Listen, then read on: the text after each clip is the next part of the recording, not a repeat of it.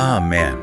Is it just me, or is the weather completely unhinged lately? Oh, it's totally wild. I mean, one day it feels like the middle of July, and then, the next morning I'm seriously digging through the back of my closet for a parka. Exactly. It's like you step outside and you have no idea what season it's supposed to be. Yeah. But hey, we are officially rolling. Good morning, good afternoon, and good evening, no matter what time zone you're tuning in from right now. I'm Joe. Sunny. Welcome back to Sip&Talk. So glad to be back. Me too. I am raising my iced Americano right now, and I see you've got your bourbon on the rocks ready to go. So cheers to all our Sip&Talkers out there. Cheers to that. Always a pleasure to be sitting here in the studio. Yeah, absolutely. Yeah. But before we get into the heavy brain surfing today, we actually need to make a really quick, very formal survival announcement right at the top of the show. Oh, right. The disclaimer. Yeah, the disclaimer. Because, well, we've been getting a ton of messages lately. A lot of you guys have been recommending these incredible guests, and we've even had some agencies reaching out asking about, sponsorships or commercial partnerships. Which is incredibly flattering, by the way. We do appreciate it. We totally do. We love you guys for that. Mm-hmm. But we really need to set the record straight today. Sip&Talk currently has zero budget for guests. And honestly, we have zero plans to bring anyone on in the near future either. Yeah, we're not doing sponsorships, and we are definitely not trying to sell you some online course. Right. Although, saying it's about the budget is really just the polite way to frame it. The actual real reason is sitting right across the table from me. Oh, here we go. Blame the analyst. Well, your fact-checking obsession is so intense. If we actually brought a guest in here and their logic was fundamentally flawed, I'm pretty sure you would literally start a fight in the studio. And I only have two hands, so I really cannot hold you back. Look, I consider it defending our intellectual baseline. If someone's logic doesn't hold up, we can't let it slide. We owe our listeners that much. I know. You're right. So for now, it is just the two of us, 2 drinks, and just raw, objective analysis. But hey, if you listeners have hard data or a really unique viewpoint, send us an email. If it's solid, we'll process it and bring it to the show ourselves. Absolutely. Okay, so let's get into today's topic. We are looking at Putin's recent visit to China, but, and this is key, we are not going to do some standard geopolitical play-by-play. Right. There are plenty of other shows for that. Exactly. We are zeroing in on the specific phrasing that was used in all the official releases, because they didn't use the word zong, which is what usually refers to the modern sovereign state. They specifically framed this trip as visiting Hua. And, in international politics and semiotics, that is a massive distinction. It's not just a subtle word choice. Right, because zong implies a modern political entity, like a government with defined borders, a legal state. But Hua, on the other hand, is this massive historical, cultural, and geographic container. It essentially implies the entire civilization itself. So our core question today is, why use a word that represents thousands of years of cultural destiny instead of just using the word for the actual modern government you're visiting? It's a linguistic magic trick. Yeah. So our mission today is to deconstruct how a political regime uses that language magic to disguise itself as a cultural inevitability. And to really understand how that trick works, we have to strip these heavily loaded words all the way down to their historical roots. Look at what they originally meant versus how they're being weaponized right now. Let's do it. Walk us through the etymology. What does Hua actually mean? So historically, concepts like Zonghua were purely geographic and cultural. Zong meant the middle, the central plains. And Hua referred to, the beauty of the traditional dress, the grandeur of the rites, and the ceremonies. Wait, really? Just clothing and ceremonies? Pretty much. It was a cultural aesthetic and a geographic location. But today it has been completely transformed. It's been rolled into this singular absolute symbol where geography, sovereignty, and ancient civilization are all just fused into one unshakable concept. Okay, slow down for a second. So you're saying a word that basically used to mean beautiful traditional clothes in the Central Plains has been hijacked to mean absolute political sovereignty. Exactly. And the most glaring example of this transformation is the phrase Zhangguo Minsu, which means the Chinese nation or the Chinese race, right? Right. And people throw that term around today as if it's this ancient, immutable truth that was handed down over 5 millennia. But I'm guessing it's not ancient at all. Not even close. This is what's so fascinating. It is a completely modern invention. That specific term was actually coined in 1902 by the scholar Liang Qikao. Wait, 1902? As in the 20th century? Yeah. barely over a century ago. He designed it as an imagined community. It was essentially a survival tactic to unite all the deeply diverse ethnic groups of the dying Qing Empire. The goal was to get them to stand together against foreign imperial powers, so it was meant to be a defensive shield. That is wild. So a term that was literally invented just to keep an empire from fracturing has now morphed into this ethno-nationalist straitjacket. Yes, and that straitjacket extends globally today. You see it with terms like Huaren for people of Chinese descent and Huayu for the language. It casts this incredibly vast net over anyone with that heritage, anywhere in the world, pulling them in through cultural nostalgia. And the language part is huge. Oh, it's incredibly strategic. They elevate standard Mandarin to homogenize everything, intentionally pushing local, vibrant dialects to the margins. It totally erases local identity and just replaces it with a monolithic, state-sanctioned one. I mean, imagine a massive corporation going out and trademarking a word that's been in the public domain for 5,000 years. That's exactly what it is. Right. Suddenly they own it. And they're demanding royalties from everyone on Earth who uses it. Yeah. Only they aren't asking for money. They're demanding absolute political loyalty. Right. They're copywriting an open source cultural software to build a modern empire. Okay, but if this is a deliberate, calculated rebranding, we really have to ask, what is the actual end game here? What are they trying to achieve with this trademark? Well, there are three primary strategic intentions. First is internal legitimacy. By tying the modern ruling party directly to 5,000 years of continuous history, they create this really powerful psychological barrier. Oh, I see. So criticizing the modern government feel like you're betraying the ancient culture itself. Exactly. It's a highly effective way to enforce internal unity. Like, you aren't just protesting a policy, you're disrespecting your ancestors. That is a massive emotional burden to put on citizens. It really is. And the second goal is creating an external united front. They constantly deploy phrases like, blood is thicker than water, which intentionally blurs the legal lines between citizenship and ethnicity. To get overseas capital, right? Yes. They want to summon overseas capital, technology, and political support by making foreign citizens of Chinese descent feel this profound, almost biological obligation to the motherland. So if the first two goals are internal loyalty and grabbing overseas capital, what's the third? Are they trying to reframe the whole global order? Precisely. The third goal is the Tianxio worldview, which translates to all under heaven. Right. By framing Putin's visit not as a pragmatic meeting of two modern governments, but as a historic union of two ancient civilizations, they elevate the narrative.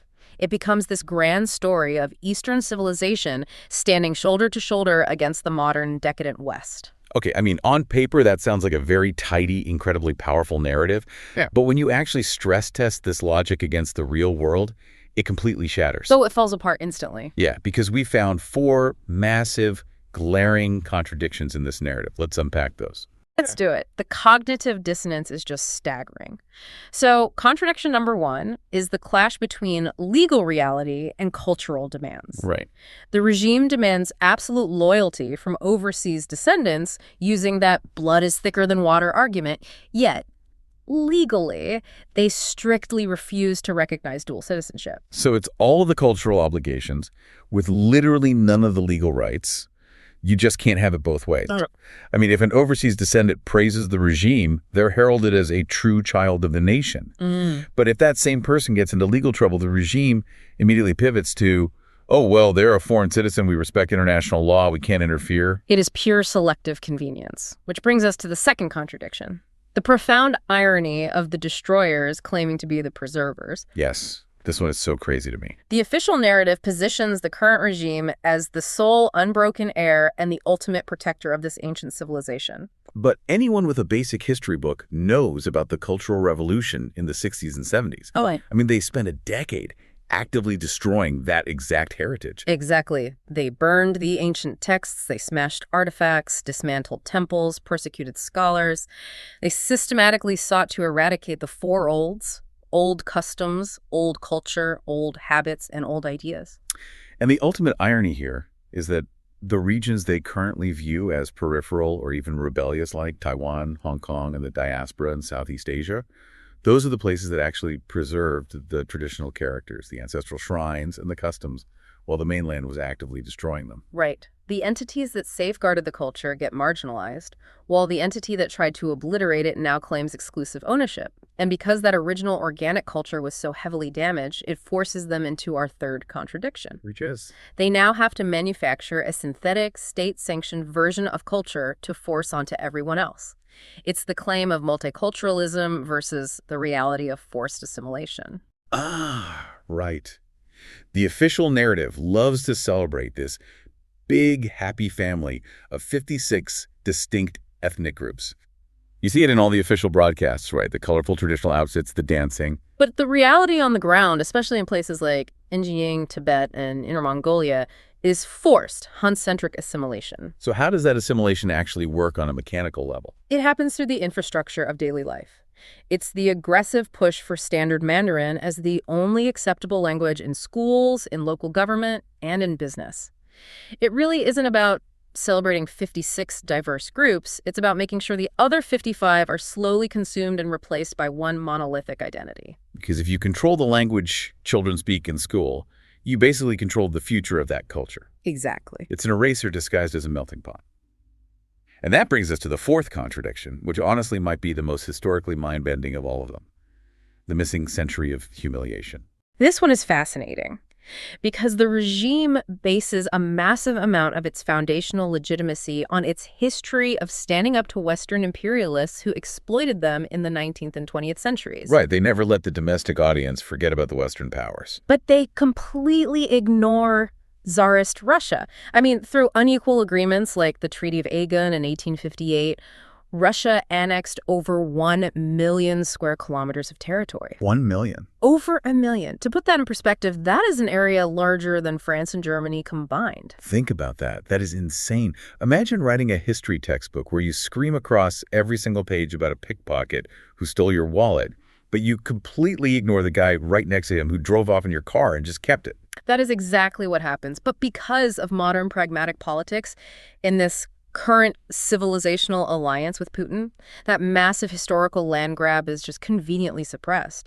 The historical memory is selectively edited to fit today's geopolitical needs. It really makes me think of this entire Hua concept, like a giant rubber band. You know, when the regime needs leverage or foreign capital or a united front against the West, they stretch that rubber band incredibly wide to include anyone with the right heritage anywhere in the world.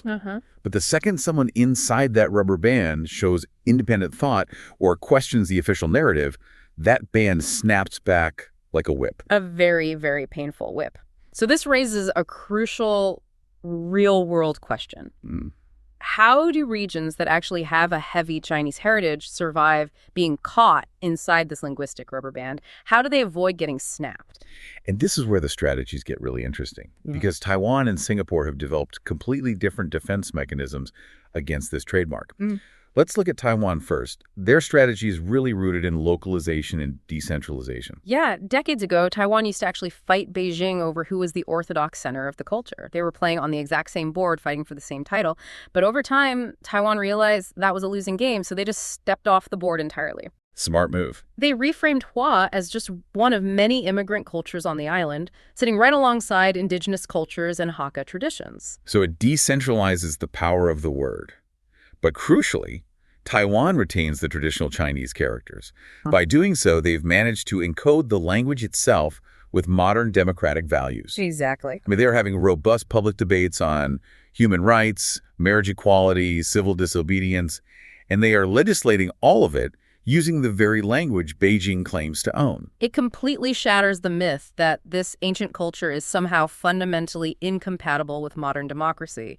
They proved you don't need an authoritarian regime to speak the language or honor the history. Totally. Now, if we look at Singapore, their approach is completely different. It is basically a masterpiece of cold, hard, instrumental rationality. Singapore is such a fascinating case study. They have a massive ethnically Chinese population, but their state messaging is relentlessly focused on nationalization over cultural nostalgia.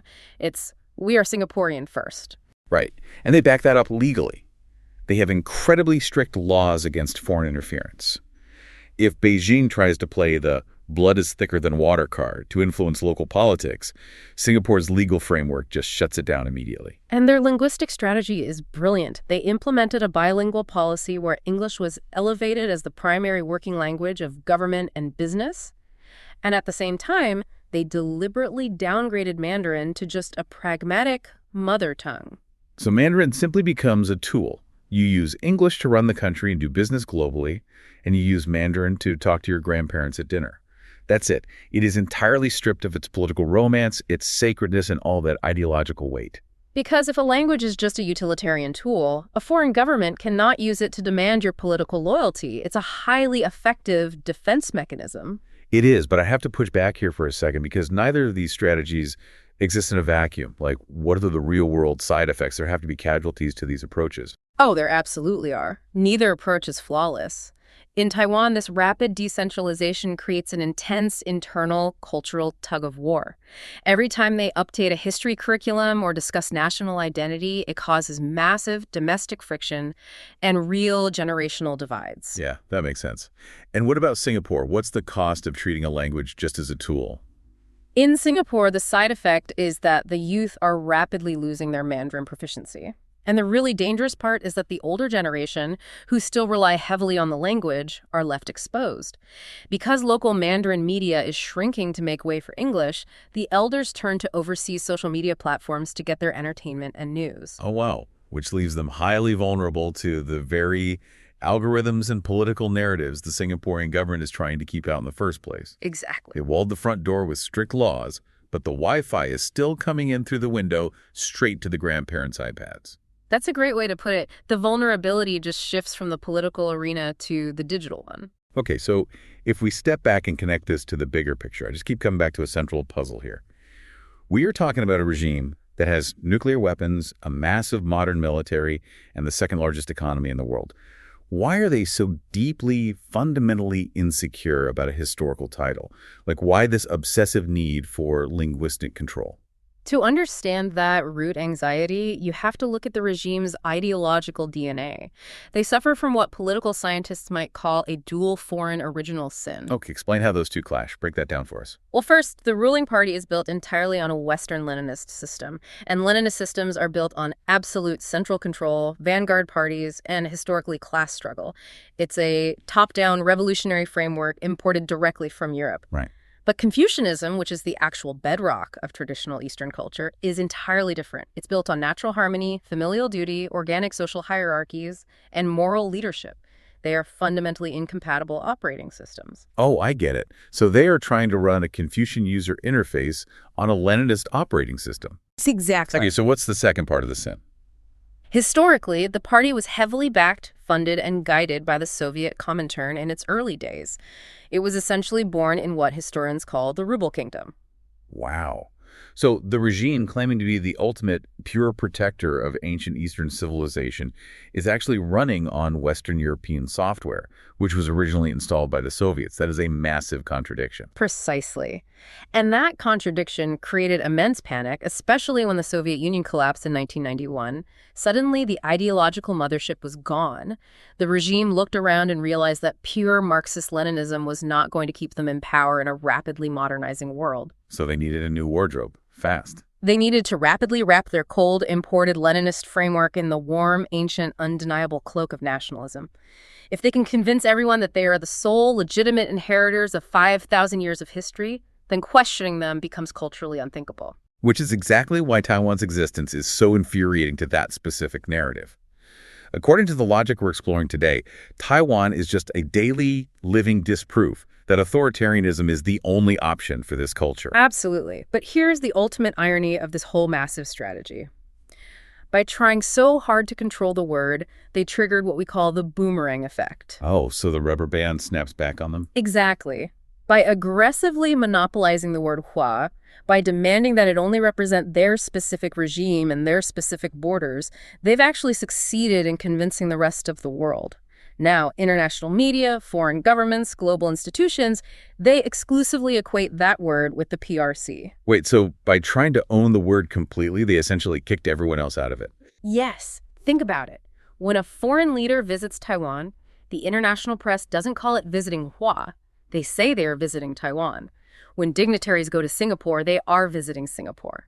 By trying to completely own the container, Beijing actually shrank it.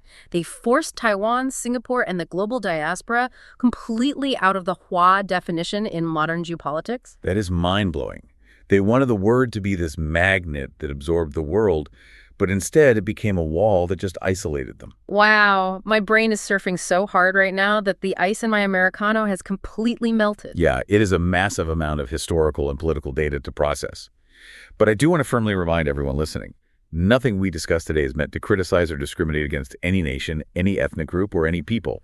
And we certainly aren't trying to invalidate anyone's cultural nostalgia or genuine heritage. Absolutely not. That is not what Sip&Talk is about. Our goal here is purely about providing objective facts, restoring the historical context that often gets erased, and decoding the invisible logic behind the official press releases that shape our international reality. Exactly.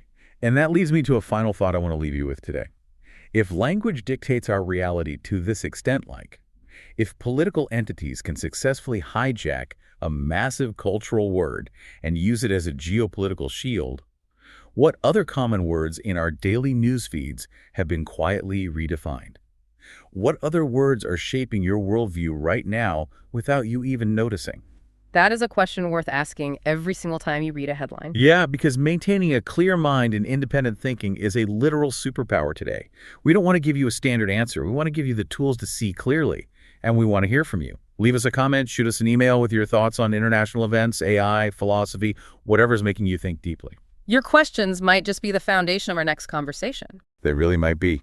Please make sure to subscribe to Sip&Talk so you never miss an episode. And hey, while you're online, take a break from the heavy geopolitics and go check out our old friend Mickey's YouTube channel, Mickey to Life, for some incredible travel vlogs. Go see the world. Always good to see things on the ground outside the news cycle. Definitely. Keep thinking critically, Sip&Talkers. We'll see you next time. Bye-bye. Goodbye.